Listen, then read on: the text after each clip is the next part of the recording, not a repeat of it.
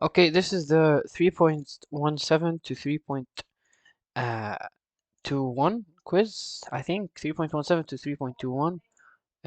It has 9 questions. Physics. It's all about the Hooke's law and the springs, and also there's a question about terminal velocity and air resistance. Which of the following affect air resistance? Obviously, the speed of the object, the surface area of the object, how big it is. If an object has a bigger surface area, then there will be more air resistance acting on the object. The shape of the object, if the object, and you guys remember from my AMS quizzes recordings, I showed you the race car, and this question actually came in the AMS. Which of the following, I remember, they asked which of the following has the least air resistance, and you had to pick the race car because the race car is built with a shape that neglects air resistance. Okay. The density of the object and temperature of the object obviously don't matter. Okay. Question two. A 60 kilogram skydiver is free falling in air. After a certain time, he reaches a constant speed. Take g equals 10 meter per second squared. Okay, what is the term you use to represent the speed that the skydiver reached? The constant speed. Whenever you are falling, okay, you're here, right? You want to go, you want to jump off the plane, right? You're falling now. Okay, this is you. Okay, you're gonna keep on accelerating. Let's say you start falling at 2 meters per second. Okay, you're gonna keep on accelerating until you reach a constant speed. Okay, a constant speed, and that constant speed is what we call the terminal velocity. Okay, this terminal velocity would be maybe 150 meters per second, but this 150 meters per second is only reached, it's constant, it doesn't change, because after you reach 150 you won't speed up.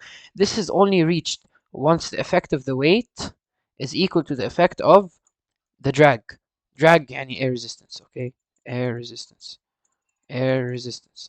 So you only reach the terminal velocity when the weight is equal to the drag. Okay, يعني what is the term used to represent the speed that the skydiver reached? Obviously, terminal velocity. What's the net force acting on the skydiver once he reaches the speed? Obviously, 0 newtons. Why 0? Because we said the weight cancels out the drag, or the drag cancels out the weight.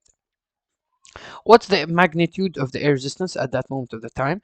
Obviously, since we know it's at terminal velocity, it's a constant speed, that means the air resistance or the drag will be equal to the weight. So if you can find the weight, you can find the air resistance or drag. So you do W equals mg.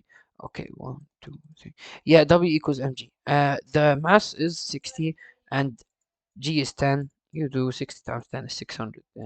Nothing too hard. Question 3. Okay, yeah. This is an experiment that is used to prove Hooke's law. Okay, when you apply a force, it gives you a certain extension. The extension is, if you remember, we had F over delta L equals K, where delta L is the extension or the elongation. Delta L is represented by L final minus L initial, or if you want L minus L node, whatever your teacher uses. بس يعني that's extension delta L. Okay, so once a certain force is applied, there will be a certain extension.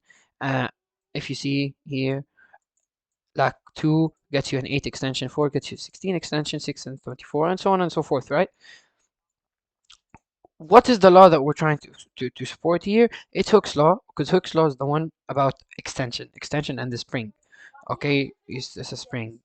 That's Hooke's law. Okay, the spring constant. Okay, how do you find the spring constant? You know the formula F over delta L equals K. If you want to know why we have this formula, it's basically what's the constant in between these two numbers. What separates them. Okay, so F over delta L. So the force between 2 and 8 millimeters. What's the constant? Please bear in mind that it has to be in meters. So you can't have this in millimeters. So let's take 2 and 8, right? So it will be 2 over 8. That's wrong. You can't put it. Why? Because we said it has to be in meters. So you do 2 over 8 divided by 1000. 1000 equals K. Why 8 divided by 1000? Because from millimeters to meters, you divide by 1000. المهم, 2 over 8 divided by 1000, 0.008, which is 250, and K is your spring constant. Okay. Question 4. There's an unstretched spring of 5 centimeters. Unstretched, and this is the original L. This is L initial. When he hangs a weight of 20 newtons, it becomes 15 centimeters. What's the value of the spring constant? Again, we have the force, we have the initial length, we have the final length. We want the spring constant, so you do F over delta L. Wait, my mouse is. It's not, I'm not typing again. I'm not writing well. Let me change this. 1 second, but yeah. So you have F over delta L equals K. Our force is 20. The delta L will be L final minus L initial, so 15 minus 5 equals K. Obviously, this is in centimeters, so you get 20 over 10 centimeters equals K. That's centimeters. Obviously, you can't solve with centimeters, so you have to divide by 100, right? So it will be 20 over 0.01 equals K, and you get, well, I know 0.1, not 0.01, 0.1, and you get K equals 200. Question 5. Just find the spring constant. You can take any two values. Okay, to find the spring constant is F over delta L. Okay, in this case, the force, you can take any point. Let's say 3. Uh, or no, let's take 4 because it's easy. Let's take 4. 4 divided by 0.08. You get 50. You're gonna get 50 for every value you try because it's a straight line. Notice how it's a straight line passing through the origin because Hooke's law, they're directly proportional to the force and the extension in meters. Notice how it's already given in meters, so we didn't have to divide though. Question 6. This one you memorized it. If you want screenshot or whatever. But obviously strength. If it's strong, it needs a large force to break it. If it's stiff, it doesn't stretch. If it's elastic, it can bend and then go back to the original shape. If it's plastic, that means it stays deformed after you remove the force. If it's ductile, it can be made into wires. If it's brittle, it can be broken easily. Okay. Question 7. Okay, I remember this question from the AMS quizzes. A student is making a spring balance using a spring with an arrow and an ordinary ruler. She wants the existing marks on the ruler to correspond to the force applied to the spring balance in newtons. The ruler is originally graduated in centimeters. Okay, uh, when you have what a spring balance is it's gonna be any you have a wall, right, and you hang on it a spring. Okay, and you want to measure the weight of an object, so what you do is you take that, like let's say I want to measure the weight of this bag, yeah, this bag over here, so, or this box. I hang it on the spring, and obviously the spring is gonna stretch, it's gonna stretch like this now. Okay, uh, this is what a spring balance is, and from this stretch you can see how much the weight of this object is by using the relation F over delta L equals K. That's what the spring balance is. But what they want to do here, she has the spring over here, this black spring. Okay, she wants the existing marks on the ruler to correspond to the force applied to the balance. And this ruler is originally graduated in centimeters. So basically what they're trying to say is, when it's at 0 centimeters, she wants the force to be 0 newtons. When it's at 1 centimeter, she wants it to be 1 newton. And when it's at 2 centimeters, she wants it to be 2 newtons. Why? Because they said it wants to correspond to the marks on the ruler. Again, at 3, she wants it to be 3 newtons. And then 4 centimeters, 4 newtons. How do you find the constant? We know the force. You can take each one of these 4 pairs. I'm going to take 1 and 1 because it's way easier. Okay? Force over delta L equals K. The force is 1 newton. Delta L would be 1 centimeter because it's graduated in centimeters. So 1 centimeter, and you get K. But 1 centimeter is 0.01 meters because you have to divide by 100. You divide and you get 100 is your K. Okay, for the constant they want to use, or they should use, is 100. Question 8. Describe the motion of the skydiver in chronological order. Label the first step as one. Okay, they have a skydiver here, and they have a few steps, and you have to just label the steps in order. Uh, well, what they're asking is, and you label it in order. Obviously, the first step is he's gonna jump from the plane.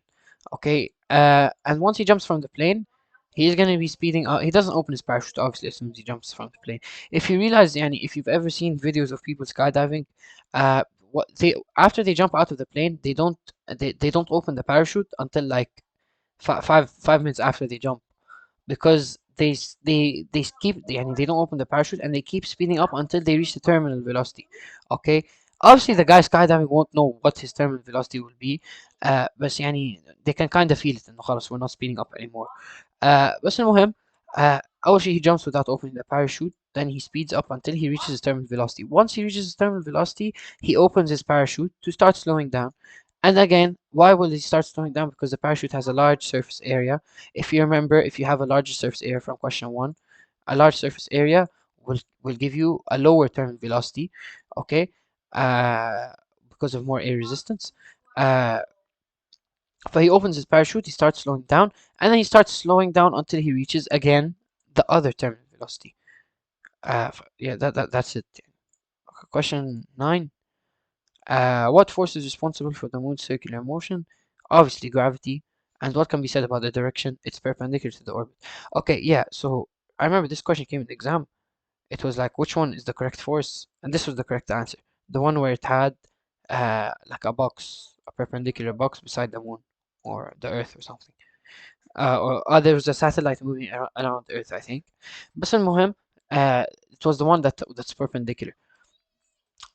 Now, before this recording ends, there are some questions that came, and there was a question they might bring it. يعني. It was can I put text? The original length of a spring is 15 centimeters.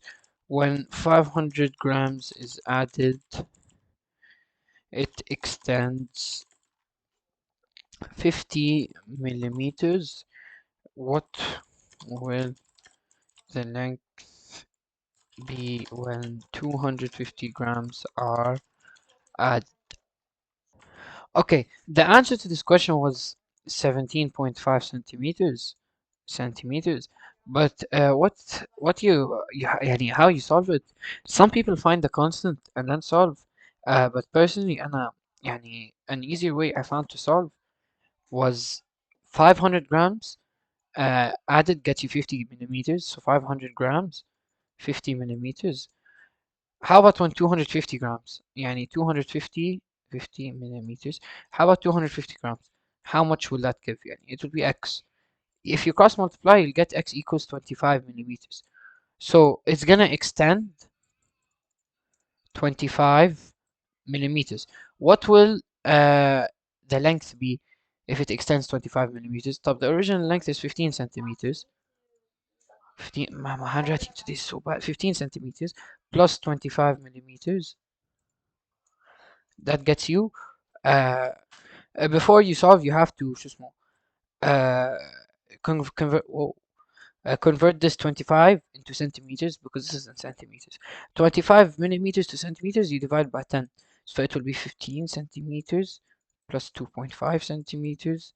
You get 17.5 centimeters. That's why. Okay, this is the easier way to solve. The harder way would just to find the constant, then use the constant, and then do L minus L naught.